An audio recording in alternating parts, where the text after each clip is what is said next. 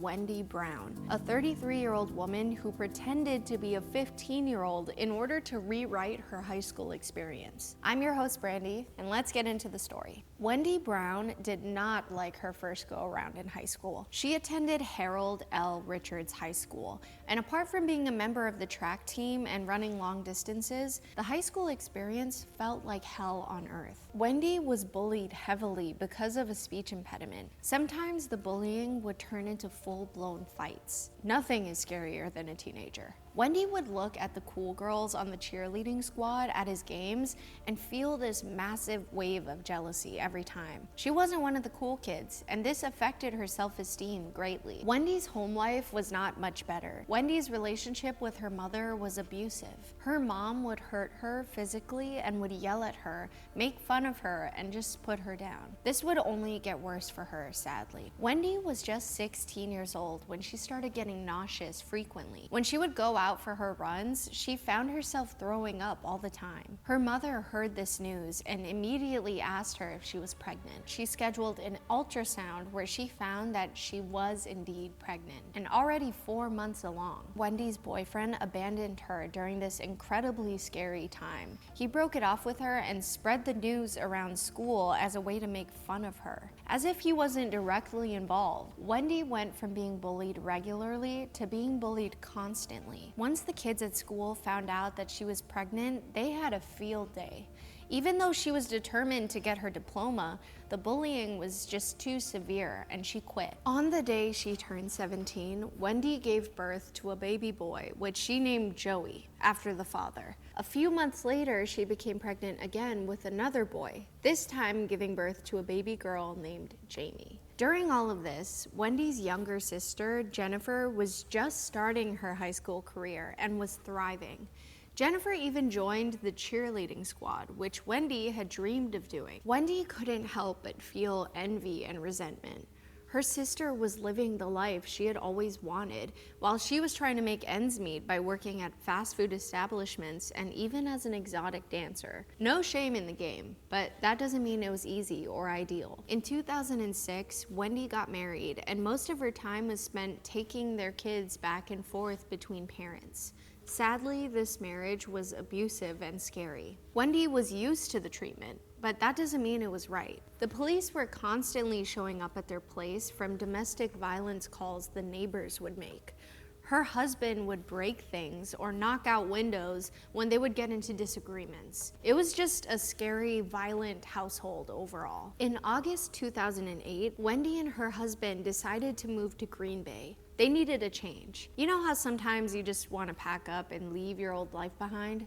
Wendy felt this exact way. They ended up renting an apartment next to Ashwaubenon High School. For her kids, the constant moving and abuse in the household was too much. They did not feel safe being around either parent and eventually moved in with their grandparents, Wendy's mom and dad, in Nevada. In order to pass the time, Wendy spent a good amount of her free time on social media. She would post pictures of herself, and everyone would comment on how young she looked, that she could pass for a teenager. And that's when it hit her. She could pass for a teenager. Her sophomore daughter, Jamie, was out of the apartment and in a different state. Wendy and her husband lived right across from the local high school. She could start a new life as a high school student and really change the narrative. Easy peasy. She cut her hair, went to the mall to buy new clothes, and she shifted her voice. If you already look like a kid, the only thing holding you back is sounding like one. She did this perfectly. She worked on her inflection, her tone, and morphed it into this almost California girl accent. When it was time to enroll in school, Wendy went in by herself to talk to the school's counselor. Wendy now went by Jamie, her daughter's name,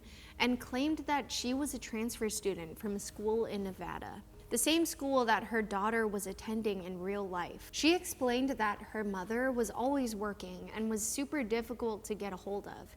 If the office needed to call her, they would probably have a hard time reaching her. Smooth cover, Wendy. Before the school year began, Wendy knew that her dream of being on the cheerleading squad had to come true. She was determined to make it on, because when she was really a teenager, she envied the cheerleaders. She wanted to be just like them.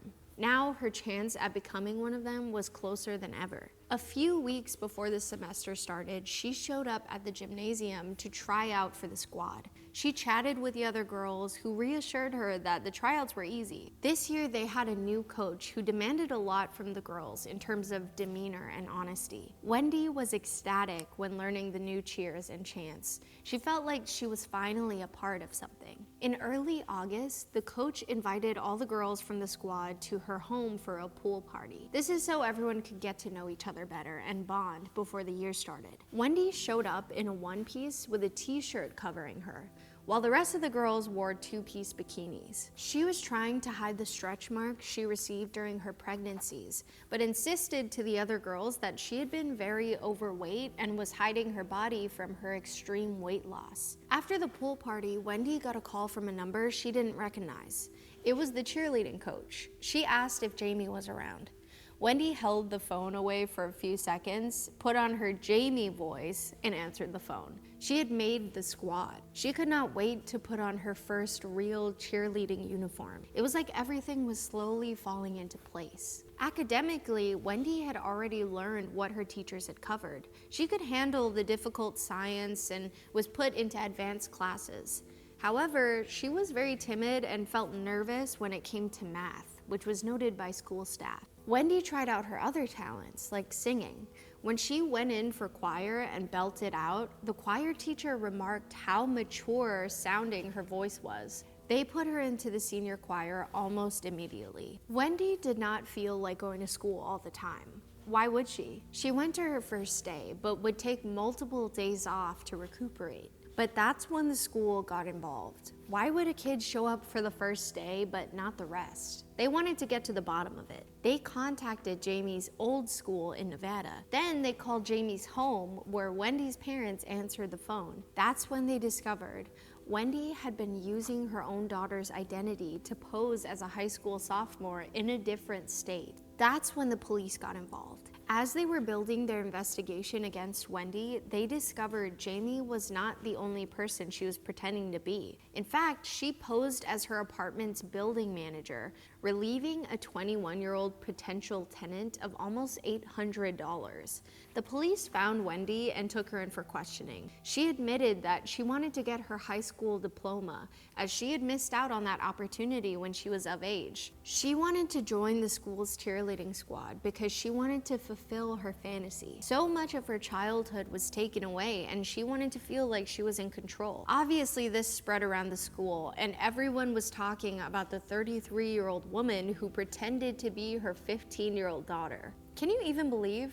Imagine going to cheer practice with this person thinking nothing other than, wow, I'm becoming friends with my fellow cheerleaders, only to find out that she's twice your age and wanting to relive her high school experience. A psychological evaluation was done on Wendy, and they found that she was suffering from bipolar II disorder, PTSD, and 2 different personality disorders. So here's the thing.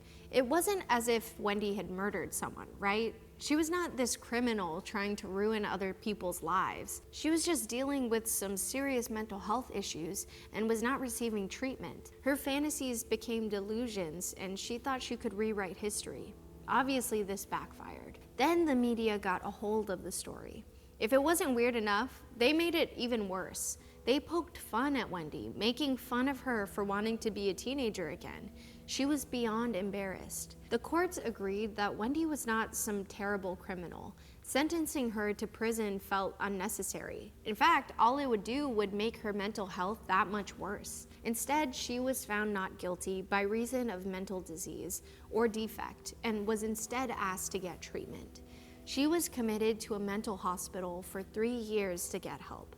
Sadly, if she had gotten treatment during her high school years from the intense bullying and abuse from her mother she endured, maybe things could have turned out differently. While Wendy was in the mental health facility, she began studying for her GED. Regardless of if she was allowed back into the school, she was determined to have that degree. After she took the test, the results were delivered to her. She finally passed. During her stay at the facility, she was diagnosed with breast cancer. She went through chemotherapy and 2 surgeries to save her life. She survived. After Wendy was released, she divorced her husband. She had learned a lot during her time in treatment, and she knew that staying with an abuser would only end her back up in a place like that. Wendy and Jamie do not have a relationship. As you can imagine, a massive amount of trust was lost after Wendy did what she did. Jamie is now a mother with a child of her very own. Perhaps the two can reconcile, but it's gonna take some time. After 30 years, Wendy got to walk across the stage in a cap and gown to receive her certificate.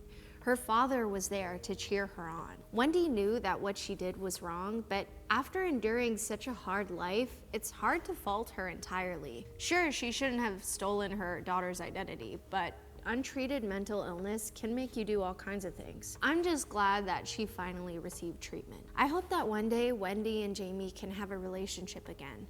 I'm sure there's much more to their story, but maybe in the future they can finally come together as Wendy and Jamie. Not Jamie and fake Jamie. Well, everyone, that is it for today's story. What did you think of this one?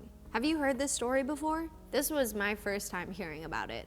I was shocked when I read it, but I also have compassion for Wendy. Let's just hope that she continues to live her life as herself and not as someone else. Side note, can you imagine getting away with something like this? I know some people have young faces, but imagine being in your 30s getting away with pretending to be a 15-year-old. Well, I guess people in Hollywood have been doing that since the dawn of time, right? Thank you all for joining me on this episode of Killer Bites. I'm your host, Brandi.